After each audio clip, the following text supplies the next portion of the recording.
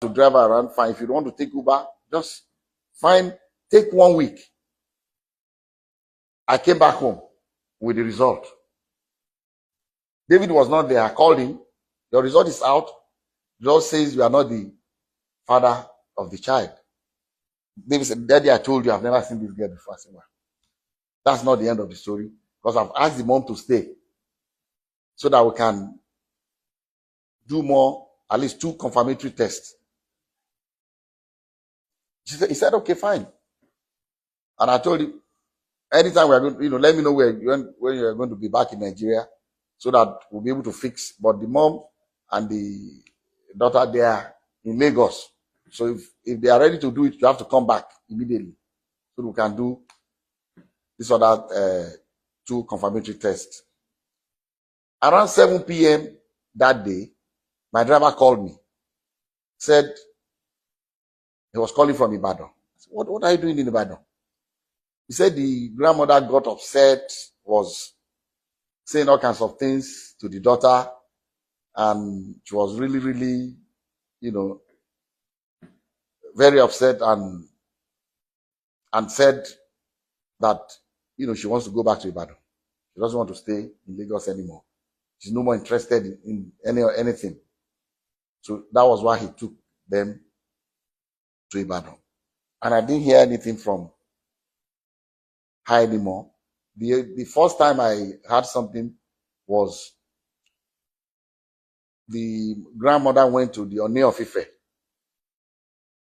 to tell Oni of Ife to please prevail upon me to accept this child that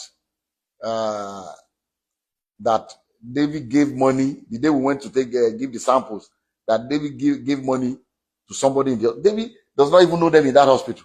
I was there. I was the one that paid the bill. We did not pay. David did not pay. We were in the room together. They took the sample and we left together. The grandmother said he saw David giving a big envelope to somebody to maybe change the samples or whatever. She alleged that the thing was tampered with. She went to the monarch of my town, the Timi of Ede, and also reported me that they should prevail upon me, that why are we doing a DNA test? Can't they see that this girl is very light-skinned, that we have light-skinned people in my family, it looks like us and all that. I said, look, I'm going to only rely on the science of. So when my Oni of Ife called me, I told them my own story. And I said I offered her that we should do this confirmatory test. That she did not take the offer. She left. Thereafter, we started getting things from Olunloyo. She went and took over their case and started bombarding, saying all kinds of things in the social media, all kinds of lies. And I told David, don't pay her any mind. Just let her. Someone that her own family has said she's crazy. So why should we bother about her? So we left everything. That was 2014. In 2020, I received a call, late 2020, when the COVID thing was, easing. So I received a call from the girl's auntie that lives, the younger sister to the mom, that lives in Abuja, and said, sir, please, I know you asked my mom to do this confirmatory test. Is it possible that we do the test now? I said, yes. We can still do it. Anytime, if this baby is my granddaughter, I want her. She said, okay. I said, this is what you do? Okay, and before then, through this Kemi and some other people in the social media, they also alleged that maybe it's not David, maybe it's my nephew called B Red. Because B Red's name is Adebayo. But his middle name also is David. It's Adebayo. David Adeleke. So when the auntie of the little girl called, I said, look, this is what we are going to do. You go and pick your own clinic of your choice. Come to Lagos. I'll make sure David is available. Bring the little girl. We'll go to your own clinic and do it. I said, but before we do that, I'm going to arrange for another clinic in Lekki, apart from the Vedic one we went before. So that David and that little girl will do 2 more tests. And then I'll arrange 2 clinics for my nephew, Bayo, to do 2 tests. I said, so the day you are going to come, we are going to have 4 different tests. So that was why people, you must have heard that we've done about 5 DNA tests. Actually, 3 was done by David, 2 by Bayo. So the girl came. They went. I didn't follow them. They went to the first clinic in Lekki here.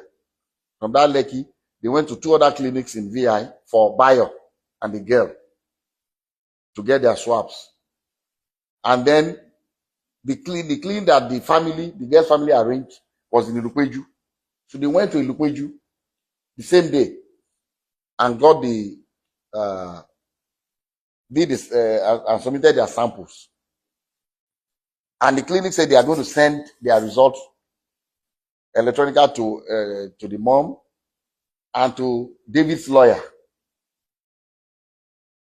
A copy to them, a copy to us. So when the result came, the grandmother still said the same thing, that, oh, no, they're going to give them money to bribe them to manipulate the result. How can this one not be?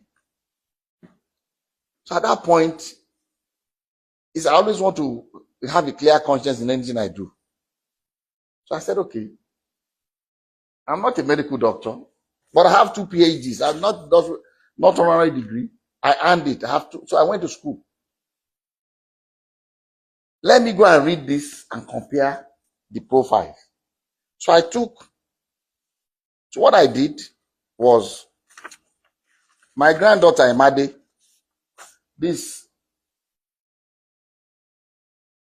her middle name is Aurora. This application for her US passport. If you are a child born to a US citizen, before America will give your child a passport, they require a DNA test. So this was in 2015. So when I said, look, let me even take Emade's DNA test and this little girl's own, Anu, and compare David's DNA profile, see if it's the same. Since they are alleging that something must have gone wrong. So I took the 2, which I'm going to show you now, and I checked the profile exactly the same. Emade's own says 99.999% that David is the father of Emade. This one says 0.00%. The same clinic. The same clinic. So I called the auntie in Ibadan. I said, look, you are a graduate? He said, yes. I said, look, the only reason I'm talking to you is because you are a very nice person. You are young and kind at your age. Because she told me she's been paying the school fees of Anu. She's been taking care of her with her little income. I said, if you at this age, taking care of your mom, your sister, and your niece, you must have a very kind heart. And God will bless you. I said, but please, what did you study? She said she studied science. I said, since you're a scientist, please, take the 2 DNA results. You have it. Check your niece's DNA profile on the two different results. See if they are the same. Check David's own from the two different labs and see if they are the same. And I told her, I've already checked. This was in 2020. I said, I've already checked the one David did with for the US passport with Imade, and I've seen that the profile is exactly the same. So she called me back to say she has already checked. That, sir, she's not asking me. She needs my help, but she's not asking me for help for the little girl as a family member. And she knows that I help a lot of people to go to school. I have a foundation called the Springtime Foundation. At any point in time, we don't make any noise about it. But at any point in time, I have about 3,000 students in universities in Nigeria that I send to school. At any point, as we speak today, I have at least 3,000 students going to school under my scholarship. So I said, okay, what do you want me to do? She said, I cannot afford to continue to pay for her. If you can help me out. I said, look, fine. How much is her school fees? She told me. I sent her way more, a little more than that, because she needed to buy computer and things. I sent the money to her. Like I said, this auntie, I've never met her before. We've been talking on the phone. I've never met her in person. But like I said, very responsible, very kind, very nice. And I was impressed, with her. Even though even till now I've not met her. So I said, look, I'll be sending you X amount of money every month for Anu's upkeep. I did not even discuss with her, because I told her, I said, the day they went to Olunloyo, David called me after they left, said, Daddy, I feel sorry for that little girl. She needs to know her. Can we help the girl? I said, yes. But let them ask for it. If they don't need our help, we can't just rush to say. So when the girl came, I said, even David has told me that we can help this little girl. So after about 2 or 3 months, I called the girl's aunt in Abuja. I said, look, helping your niece is fine, but it will be better. You are a graduate and just 2 of you in your family from your mom. Why didn't your sister go to school? He said, well, she dropped out, she was pregnant. Does she still want to go to school? Because the help I can do for her that can help Anu is for her mom to make something of herself, get a degree, get a job, and take care of her child. She said, sir, if you can do that, I'll be very. I said, yeah, I'll do it. I have a school, Adeleke University. If she's willing to come, I will enroll her in the school. We have a program for mature, we call them mature students, people that are already married before coming to, they do a work study program where they earn 50,000 every month from the school while they are in school. I say, I'm going to enroll her in that program. Although she'll be in the dormitory, these other ones live outside campus because they are married, but I will allow her to be in the dormitory, be in that work study program, and earn 50,000 a month for herself. While this is her school record. So she came to Adeleke University. We didn't announce it to anybody. While Olunloyo was every year abusing us, the girl was in our school. I didn't say anything to anybody. I just told, they just ignore her. This is her school. I cannot show you her school record because it would be illegal to show you hers. But until she left, She did 100 level. She did 200 level. She had good grades. She was studying English. This is the mother of the child at Adeleke University. But I'll show you her scholarship and admission.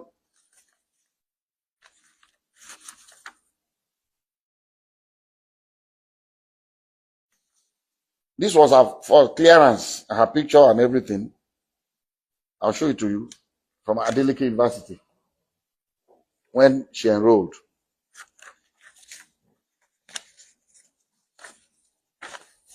This was from Springtime Development Foundation letter of scholarship award.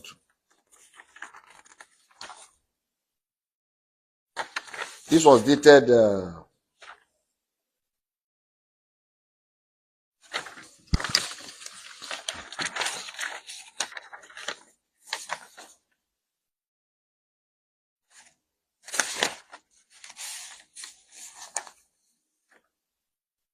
This was dated 18 January 2021. Labinjo Grace Ayomide is what he wrote here. Maybe okay. They wrote Ayomide, but it's Ayotomide Grace. This her school record. And I'll read the letter. Say the Springtime, this award of higher institution scholarship for 2020-2021 academic session, 100 level. The Springtime Development Foundation is a non-profit Seventh-day Adventist Christian non-governmental organization with its head office in Ede, Osun State, Nigeria. Established in 1996, exclusively funded by Dr. Adeleke.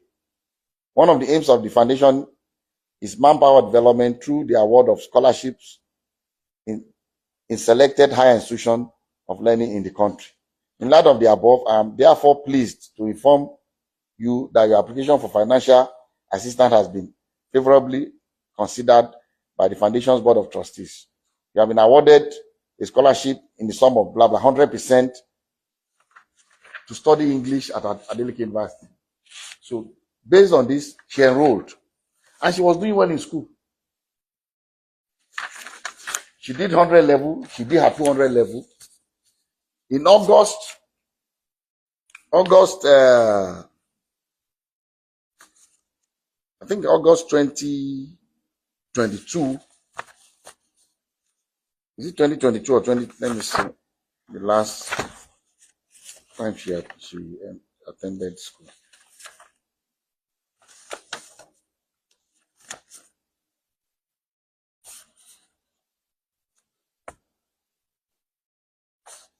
This is her faculty, this is her name. Faculty of Arts, this is her name here. So at the end of our 200 level, in August of that particular year, I think it's 2020, I think it's 2022 August, she completed her 200 level. I think she was in